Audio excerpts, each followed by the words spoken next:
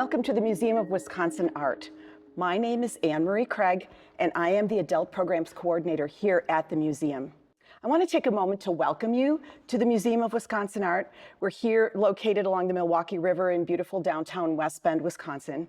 And here at MOA, we believe that where we live is important, and we are passionate about Wisconsin. Everything we exhibit and talk about has been created by an artist with deep connections to the state, and I would like to encourage you to take the time to explore our current exhibitions while you are here today. Welcome also to the Art and Wellness program here at MOA, which has been sponsored by Network Health Insurance Company since we began it more than 5 years ago. We provide programming that touches on many aspects of the connection between the arts and wellness. And I'm especially excited to introduce our June speaker to you, as the topic of her talk picks up on themes that run through not only our main exhibition of the American landscape, but also those of the teen artists whose work is presently on view in our state gallery. Prasanta Verma Anumalo is an accomplished author, speaker, and community development and health professional focused on economic resilience, food programs, food systems, and social connection.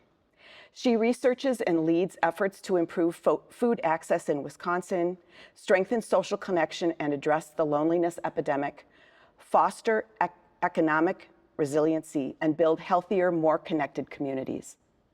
Her book, Beyond Ethnic Loneliness, was a finalist for the 2024 Forwards Review Book of the Year and speaks into the loneliness epidemic, the need for social connection, and bridging understanding. Prasanta is passionate about making our communities healthier and better connected. Please join me in welcoming Prasanta Verma Anumalo. Thank you.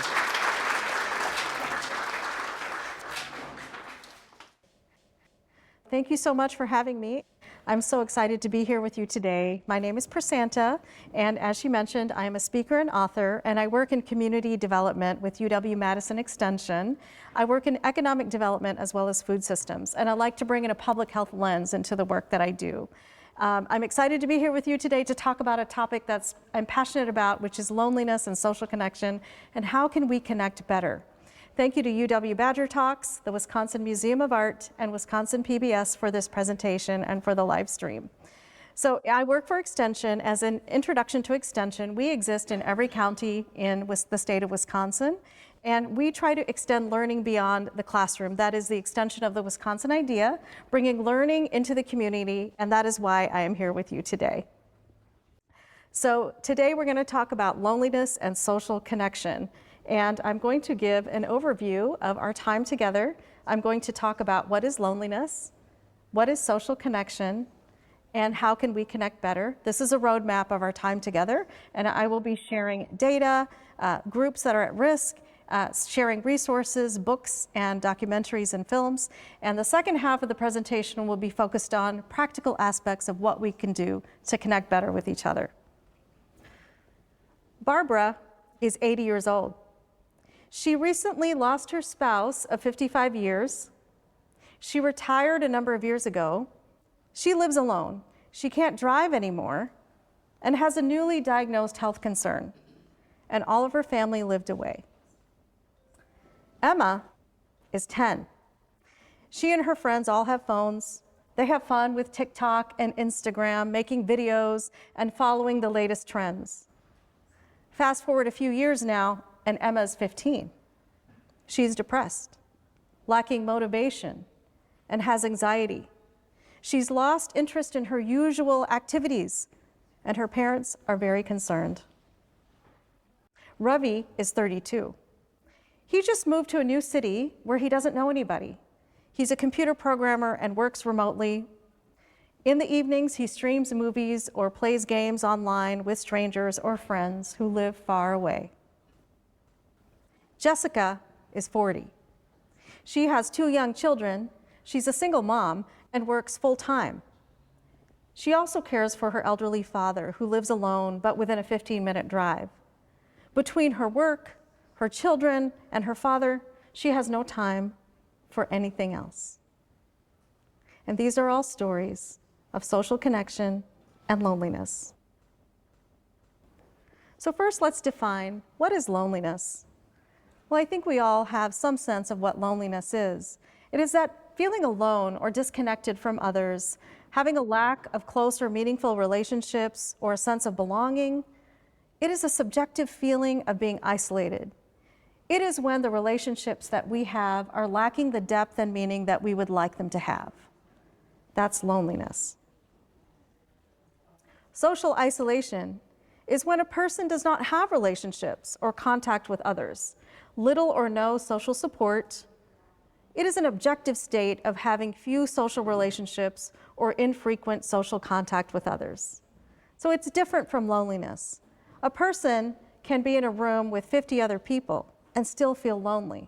They're not lacking in social connection, but they might be lacking in the depth of those relationships and feeling lonely. So how did this begin? How did we start talking about loneliness and social isolation? And what is the loneliness epidemic? Well, a few years ago, the then Surgeon General, his name was Vivek Murthy, he wanted to travel around the United States to get an idea of what was the sense of health and well-being in the country. So he traveled all over and he talked to people from all walks of life. And he found the things that you might expect that he would find. He found chronic illness, such as diabetes, high blood pressure, and heart disease. And as he was talking to people, he found a common theme of questions and comments. People were saying to him, I don't have any friends. How can I meet people? Where do I go? What do I do to meet people? I don't have anyone to talk to. You see, he found a different kind of chronic condition affecting people all over the country. And he named it. He said, we're having an epidemic of loneliness. So how common is this epidemic of loneliness? Well, according to the Surgeon General's report, 1 in 3 adults in the United States report feeling lonely, and 1 in 4 report a lack of social and emotional support. That's 25 to 30% of the US population reporting loneliness or a lack of social connection. And here's the book that he wrote. It's called Together, and he wrote about his experience and the report that he wrote on loneliness. And that's the book, Together. But you know, loneliness isn't just in the United States. It's also in the world. 1 in 6 people worldwide experience loneliness, according to the World Health Organization. It's contributing to 100 deaths per hour and 871,000 deaths per year. And in fact, Japan and the UK have appointed ministers of loneliness in their countries to address the epidemic happening over there. So you might be asking, how is loneliness contributing to death? Well, loneliness is also a silent killer. Let's look at some of the health effects of loneliness. People who are lonely are 50% more likely to die prematurely. And poor social relationships contribute to a 29% increased risk of coronary heart disease and stroke, and it damages health as much as smoking 15 cigarettes per day. More health effects. There is a 50% increase of developing dementia because of social isolation, according to an NIH study. And loneliness among heart failure patients leads to an increased risk of death, hospitalization, emergency room visits. And poor social relationships are associated with a 32% increased risk of stroke. So now let's look at some groups that are at risk for loneliness. And one of these groups are the older population. So 24% of Americans age 65 and above are socially isolated. 35% of adults age 45 and above report feeling lonely. And 43% of adults ages 60 and above report feeling lonely. So a good percentage of our population is reporting loneliness or isolation above the age of 40. And if we want to look at the statistics of 1 in 3 and 1 in 4, we could even imagine that it's in this room. Now, that's not how statistics works. But if it's not in this room, we know that it's outside of these walls, in the community, in the places that we live and work and play. Let's look at another group that is at risk: loneliness in young adults. 1 in 3 adults between the ages of 18 and 29 report feeling lonely. And we often tend to think that older adults are the loneliest, but actually, in fact, the data tell us that emerging adults are, in fact, the loneliest generation. Despite being more plugged in technologically, despite having access to phones and digital connection, these are the loneliest group. It is creating depression and mental health conditions and increases the risk of suicide by 16 times. And researchers are connecting technology directly as a primary source of loneliness, because what's happening is that digital technology is replacing face-to-face communication. Last year, The Atlantic published an article called The Antisocial Century. And they say that we are spending more time online, and we are the most antisocial century than ever, because the first half of the 20th century was social. But in our post-industrialized society, fewer than 25% of people are in clubs and groups, sports leagues, or other groups. And teens and young adults are showing the largest decrease in socializing since 2010. In 2001, a political scientist by the name of Robert Putnam published a book called Bowling Alone. And in this book, he shared how there's a trend of folks getting together less for things such as bowling leagues or clubs. He also noted that volunteering was down. And at the time of the publication, his work showed how social bonds were the most powerful predictor of life satisfaction, and how the loss of social capital was being felt in critical ways. And it was a strong predictor of crime rates and other measures of neighborhood quality of life, and affecting our health in other ways. And more recently, he came out with a documentary that's Join or Die. I haven't seen it yet. It's being showed in a few screenings around the country, but he did a re-release of his book, an updated version in 2020, and more recently, the Join or Die documentary came out from this book. So what are some other trends that we're seeing in regard to social disconnection and loneliness? Well, since 2003, more adults are eating solo. The number of adults eating alone has risen 50%. So 1 in 4 eating all their meals alone. More people are living alone. 38% of adults ages 25 to 54 are living alone. We're also seeing increasing solo travel. Now, that's not necessarily because of social disconnection or loneliness. Some people are choosing to do this as a way of rest and rejuvenation, but it is a trend to be aware of. Fewer dining rooms are being built. And there have been some articles over the past few years that are showing that in new construction, people are choosing not to have the traditional formal dining room. And as we can see, people are eating alone. That's one reason. But another reason is cost. You know, because square footage costs more, people are making very difficult decisions about what to do with the space. Also, space and land is a consideration. So we're seeing fewer dining rooms as well. And in addition, socializing is reduced and hosting friends has reduced.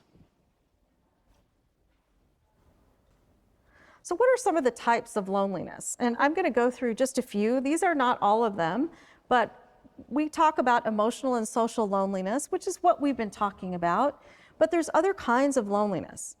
For example, situational loneliness. Now, this is a kind of temporary type of situation, such as if you move to a new city and you don't know anybody, that could be a situational type of loneliness that could resolve over time as you get more connected and build community around you. Loneliness can also be chronic or acute, and I'll talk a little bit more about that. So loneliness, chronic loneliness can persist over long periods of time, or it can be for short periods of time. And I'm also going to talk a little bit about ethnic loneliness, and that is another group that we may not necessarily be thinking about, who are lonely. So at-risk groups, we're going to go into each of these in a little more detail. The elderly, those who have visible disabilities and hidden disabilities, young adults, and as I mentioned, racial and ethnic minorities. That includes immigrants, refugees, multicultural, third culture kids, and adoptees. So we're going to dive into each of these a little bit more. So older adults, 40% of older adults are lonely. And those ages 45 to 49 feel the most alone, followed by adults in their 50s. And some of the risk factors for the older population include being physically isolated.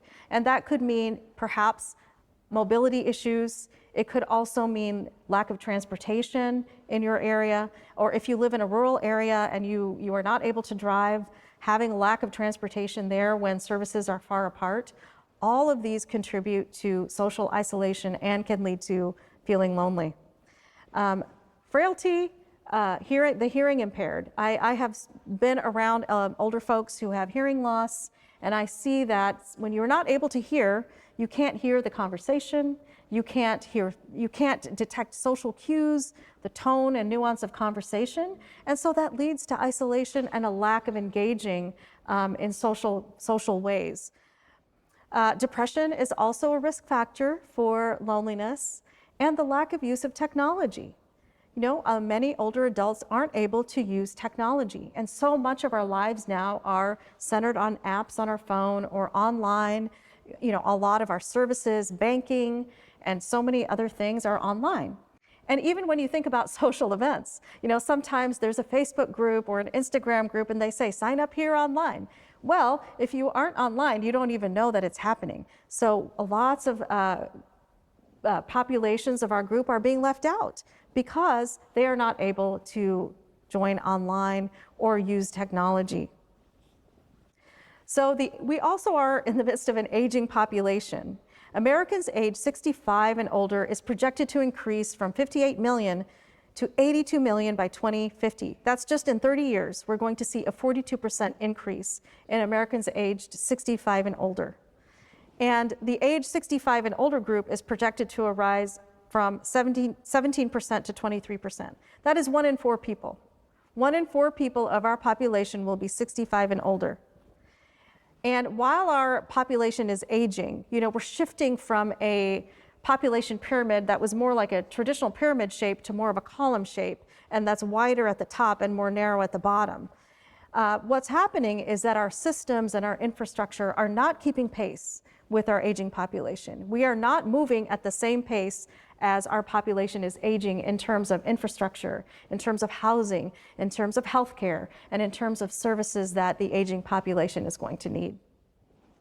And that brings me to the next at-risk group, which are caregivers. According to the AARP, which is a study that was done recently, 63 million Americans are caregivers, and many of these are unpaid caregivers. 59 million of those 63 million are caring for an older adult, and some of them are caring for older adults as well as children and other family members.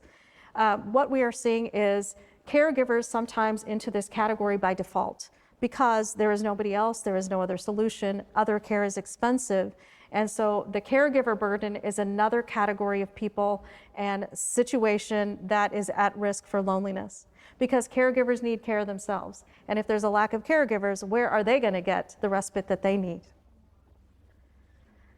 So this is a book titled Being Mortal by Atul Gawande, and it is exploring modern medicine regarding aging and end of life. And it's an excellent book, talks about the history of nursing care and how it was actually set up to be a temporary sort of situation, nursing homes that is. Also talks about the importance of having the conversation, having conversations with our loved ones about aging, about end of care, and how we are going to be prepared for caregiving needs at the end of life. So that is an excellent resource. The next category are those with disabilities, including hidden disabilities. So I wanted to spend a little bit of time on this. Those who have physical mobilities have a barrier to overcome to participating in social events and gatherings. I've also mentioned hearing disabilities as well. That is another risk factor for loneliness and social disconnection. Individuals with chronic illness, chronic fatigue, or chronic pain, this is one of those hidden disabilities. Sometimes if there's somebody that you know that may have a chronic illness and you see them out and about in the grocery store, they may look okay and may appear to be all right when you see them, but what we don't see is that maybe their only outing that they have that day or that week because they are struggling with their long-term hidden condition.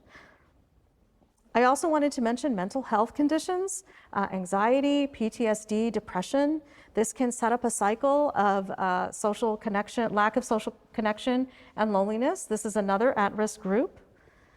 In addition, you might not have thought about this one, but those with multiple food allergies. Now, interestingly, 1 in 13 children and 1 in 10 adults actually have food allergies, believe it or not. This is something that is growing in the United States, and I wanted to mention it because I actually had a child with multiple food allergies. And what happens when we have social events and when we have gatherings that are centered around food, you are starting to see adults and children being left out of the activities because they are not able to participate due to their allergies or other medical conditions. And I also wanted to mention the neurotypical or neurodivergent populations. Now, these are umbrella terms that cover a wide variety of neuroatypical conditions, but this is another category at risk of loneliness and disconnection. So as we look through this list, these are some at-risk groups, and maybe groups and populations that we might not readily think of, but are among us and growing and a significant percentage of our population. So another at-risk group are our young adults. And as I mentioned, young adults have twice the rate of loneliness as the elderly. 40% say they only have 1 or 2 caring friends, and 12% say they have no caring friends. 44% say they matter to other people a little bit or not at all. And in 2007, we saw a dramatic increase in loneliness. And also in 2007, the iPhone was released. In 2024, a book came out called The Anxious Generation by Jonathan Haidt, and he provided data and research of the impact of social media on young developing brains and bodies, and research that shows how it's affecting their mental, physical, and social health and well-being. Basically, he says that we have moved from a play-based childhood to a phone-based childhood, and he calls this the great rewiring. The great rewiring of our children's brains. So it's leading to sleep deprivation, social deprivation, attention fragmentation, and addiction. Because social media platforms are designed to be addictive and reinforce compulsive behavior, just like when you hit the like button and the reshares and the reposts and the comments all provide a hit of dopamine in your brain, and that is reinforcing that compulsive behavior. So people are starting to take notice of this, and actually the country of Australia has banned the use of social media for children under the age of 16. And even in the US, schools are starting to pay attention. They're starting to ban phones being used in the classroom, and they're actually seeing a lot of benefits. They're seeing increased attention span, fewer behavior problems, and children that are happier and actually interacting with each other. So another group that is at risk are immigrants and ethnic and racial minorities, refugees, multicultural, third cultural kids, and adoptees. These report higher rates of loneliness than the white population and could be for reasons like discrimination, racism, or xenophobia.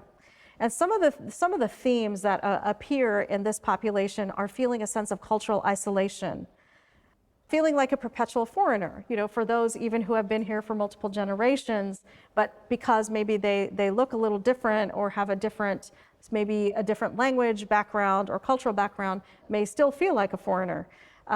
It's a liminal space, it's an in-between space, as we think about what does home mean. And I can talk from my experience as someone who is grown up in the United States all of my life, but with roots in India, thinking about, what is my home? This is my home, but yet I also honor and respect my background and cultural heritage. So what does that mean for me? And how do I define home?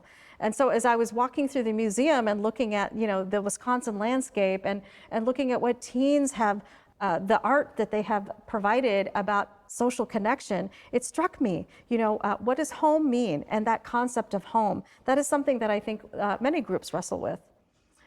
Identity negotiation is what I just talked about. You know, what is my identity? What is the identity of each of us? I think we hold multiple identities. Dealing with stereotypes. And once again, the stereotypes, I can use myself as an example. Asian Americans, one example would be, well, some people might say Asian Americans are all good at math or they're all good at chess. Well, that's not actually true because I like to write. I don't like to do math. So, you know, an example would be for American culture, all Americans love hot dogs and baseball. Well, that's not true. Not everybody loves hot dogs and baseball, right? So we wouldn't apply those stereotypes to other cultural groups as well. So there's a sense of belonging uncertainty. You know, sometimes this population feels like they belong and sometimes they feel like they don't. And that sense of disbelonging lends itself to a feeling of loneliness. And sometimes this group feels invisible and sometimes they feel hypervisible. You know, sometimes they don't see themselves represented and sometimes they feel they're hypervisible, and that hypervisible could be positive or negative. A positive light or could be in a negative light. If there's something that happens and there's a story being widely distributed in the media, then sometimes those stories become more visible. And so that is the book that I wrote called Beyond Ethnic Loneliness, where I dive into some of these issues regarding the racial and ethnic populations and looking at social and cultural impacts of social disconnection and belonging. And I wanted to mention this other book too, See No Stranger by Valerie Carr, who's a civil rights activist and a filmmaker. And she also teaches that see no stranger is to look at anyone and to say these words: "You are a part of me I do not yet know. You are a part of me I do not yet know." And I actually quote that in my book as well. So let's look at globally. This was a study that was done in 2017 that involved 100 countries, 271,000 people, and they found a link between close relationships and health and well-being. In other words, more friends led to someone being healthier and happier, and friendship is crucial in older age. Now, this might seem intuitive, but this was a research study that was done across many different countries and cultures around the world and many people. So we know that it was significant and relevant. So what that tells us is that we are built for connection, and I'm going to talk a little bit more about that. So loneliness isn't necessarily, as we've learned, about the absence of people. It is about the absence of belonging or resonance. You can be surrounded, but still feel stranded. And that's what loneliness is. And I wanted to mention social media because I did mention this just a minute ago. So social media is associated with negative well-being, and face-to-face interaction is associated with positive well-being. And I also have to mention that there is a new stranger in the room, and that is called AI. Now, AI companionship, maybe you've heard about this. This is a growing trend. This is a growing, concerning activity, especially among young people, but people of all ages, even the elderly. Actually, in the last month, there was an article, I think it might have been in the New York Times, one of the major newspapers, actually provided a dialogue of a person and an AI chatbot, and it had led to a very drastic ending for this individual. So this is something of concern, because these AI chatbots, they are algorithms that learn how to communicate with you. They may sound real, but they're not. They're not real, and what happens is vulnerable people get attached and assign a sort of realness to them that leads to some very drastic consequences. But now there's some hope here on the horizon, and I wanted to share that there was a lawsuit that was filed by a Kentucky school district against Meta. And what they said was that the companies are creating addictive technologies, and it resulted in significant cost for mental health counseling for the schools. And just a day or two ago, Meta agreed to settle out of court for $27 million. And this is one of many lawsuits that is actually occurring against some of the big social media companies, because people are starting to take note and realizing that these technologies are designed and created for addictive behavior, and it's having very negative effects on some of our vulnerable populations. This was a new PBS documentary that I actually just came across a few days ago, called Wired for Connection, and it's another resource to watch that talks about social connection and the loneliness epidemic. So what is the gift of loneliness? Well, I think when we feel lonely, I think it is a wake-up call, the same way that pain can be a wake-up call that something might be amiss. So loneliness awakens us to our need for each other. And the need for human connection will always be with us. You know, no matter how sophisticated a robot might get, or an AI chatbot might get, it is not a substitute for actual human-to-human interaction, because there are certain physiological and neurological things happening in our brains physiologically when we are with other people, such as mirroring and other cognitive changes that are happening that do not happen with robots or other screens or other kinds of technology. So loneliness is a solitary feeling with a solution that requires community. All right, so now for the second half, we're going to get into some how-tos. How can we better connect with each other? And I'm going to give some ideas here. How can we be seen? How can we be known? And how can we see and know others? So I have 10 ways to combat loneliness, and these are things that we can do at an individual level. And number one here is limit social media use. Limit social media use. I think that is true for all ages, to think about what is a healthy use of social media, and think also about AI and our use of AI, and what is our philosophy going to be about using AI in our own lives. Number two is volunteer. And studies have shown that doing something for someone else actually boosts our mood. It helps us get connected to the community at large, and it takes the focus off of ourselves. Number three is cultivating in-person connections. And that means be present, showing up where people are. Join a club or group activity. It could be number two, volunteering. But if you want to join a club or activity, pick something that you want to do. Pick something that you enjoy. And in that space, you will meet other people who also enjoy that activity. And that's a great way to start making connections. Now, sometimes people ask, well, who should take the initiative in a conversation? And I say, well, what I like to say is, well, if you put your shoes on this morning, and if you put your pants on this morning, if you could dress yourself, then it's on you. So it's on me, it's on you, it's on us. You know, it is on us to take the initiative, because we can't just wait for someone to knock on our door, right? We need to take the step and make sure that it's going to happen.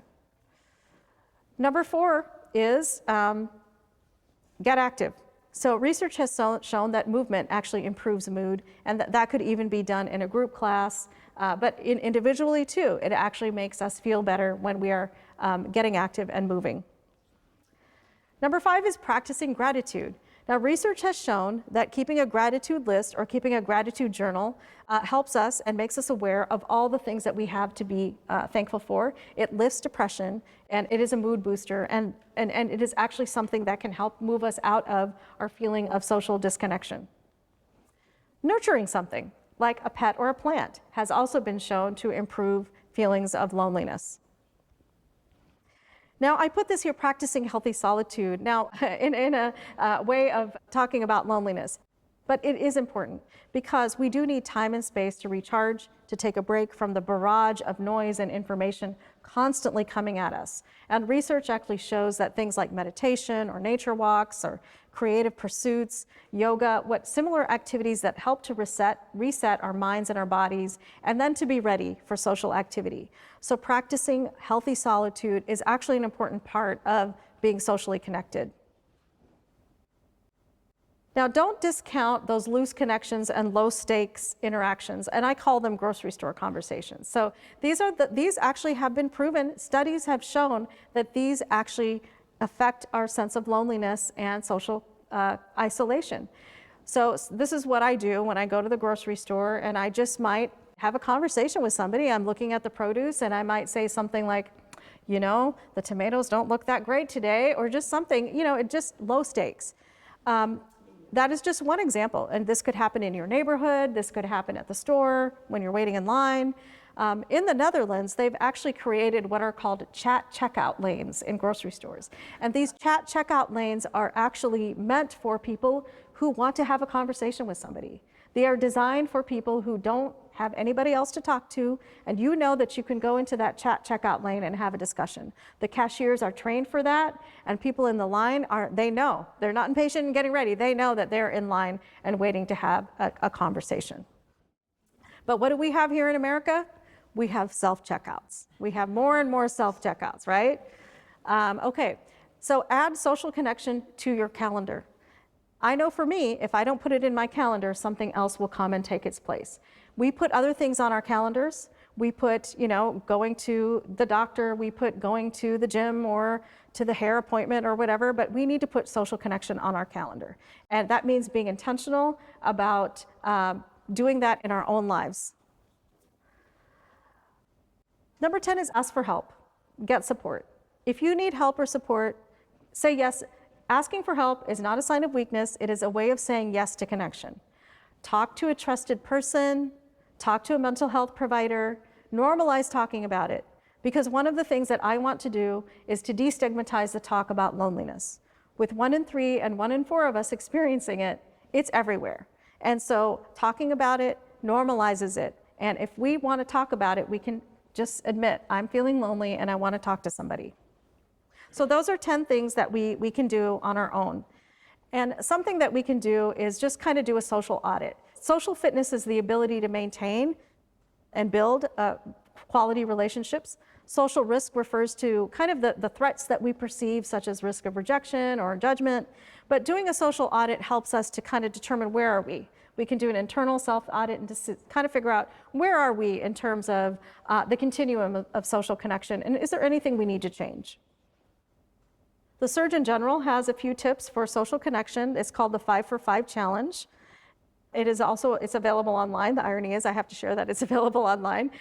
And then this other book called The Art and Science of Connection, written by a social scientist. This is another challenge that you can try. It's called the 5-3-1 Challenge. If you are looking for some frameworks of how can I add this, these are a couple of ideas. So we've talked a little bit about what we can do as individuals, and I want to shift a little bit to our systems and infrastructure. So there are things that happen at a broader level, at a community level and a systems level that can promote social connection. And these are just a few. I'm just going to hit on 5 of these, but there's many, many more. Social prescribing, the UCLA Loneliness Scale, urban planning and urban design, the Social Connection Community Toolkit, and we're going to talk about social capital. All right, so the first thing I'm going to talk about is social prescribing. Now, I'm going to give an example of arts, but basically social prescribing is, what if your doctor could prescribe to you an art class, a trip to the museum, like the Museum of Wisconsin Art, or tickets to a park or a garden to help improve your health? So this may sound unconventional, but this actually started in the UK decades ago.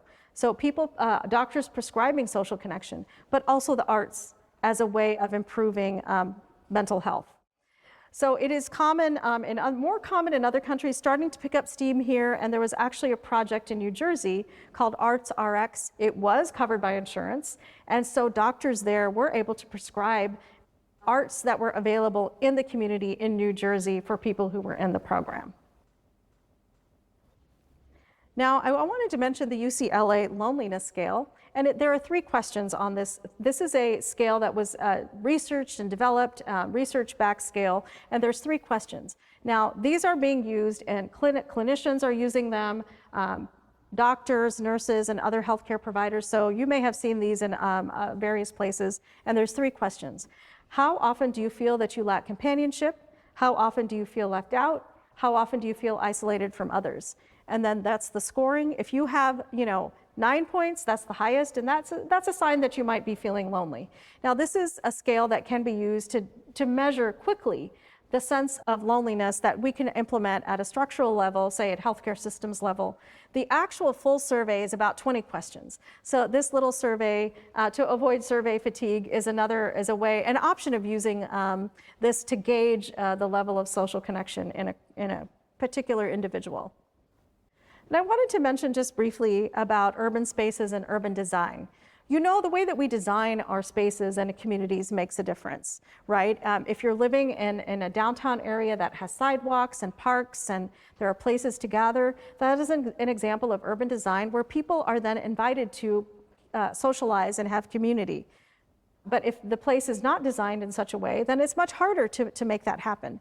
So urban planners can think about social connection in terms of their design, but even for people who plan events, The way that we design our chair, the way that we arrange our chairs and tables, for example. If you have a table, circular tables with circles, that's more conducive to conversation, say, than if people are just lined up on a wall. So the way that we design spaces is important. Now, the Foundation for Social Connection, which is a nonprofit, has developed a toolkit, actually, as an action guide for communities to use to build socially connected communities. This is available for free online. It's an interactive guide, and communities have been actually using these steps to help them to learn how they can implement strategies to make their community more friendly, more prone for social connection.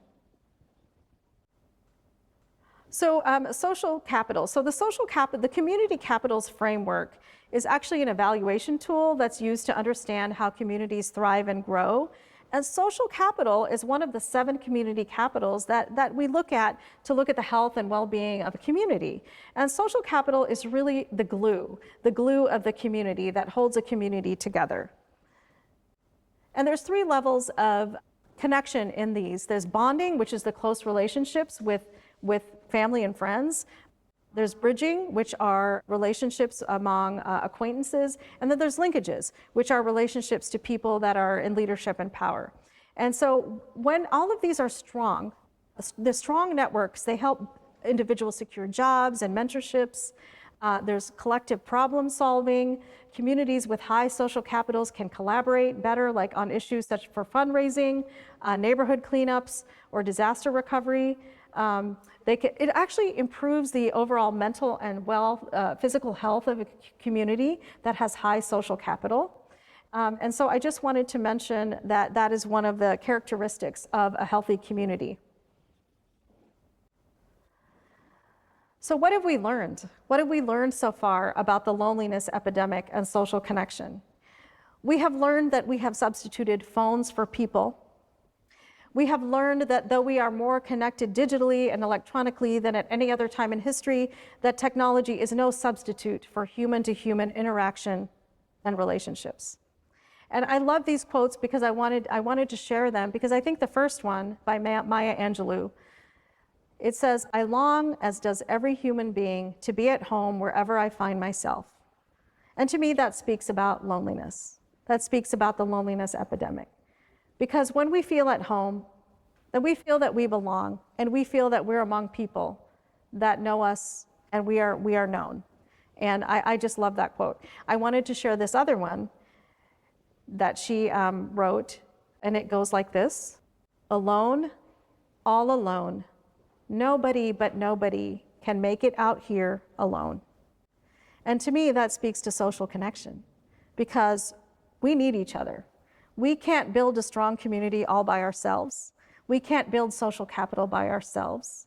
We can't be lonely and fix loneliness all by ourselves, because social media and screens are not a replacement for human-to-human interaction. The more we are tempted, because we have the tools available to be isolated. We can sit at home, especially for people who, workplace loneliness is also a thing, by the way, but for people who work remotely, if you are working remotely, you can order your groceries online, do all your shopping online. You can pretty much never leave the house, right? So we can be tempted to do that, but that is not healthy for our society. And I wanted to share this quote too by Mother Teresa. And she said, the most terrible poverty is loneliness and the feeling of being unloved. We can cure physical diseases with medicine, but the only cure for loneliness, despair, and hopelessness is love. Mother Teresa. So the solution for loneliness, it's each other, it's community. And so I just wanted to end with that. And I wanted to say thank you to UW Badger Talks for this presentation, and the Wisconsin PBS, and the Museum of Wisconsin Art. This is my information. Feel free to reach out. My email is there. I would love to hear from you. I want to hear your stories about social connection and the loneliness epidemic, strategies that you found, ideas that you have, and to hear about the work that you do, because I work in community engagement. That QR code takes you to my website, so feel free to, or connect with me on LinkedIn. So thank you so much for having me. It's been a pleasure to be with you.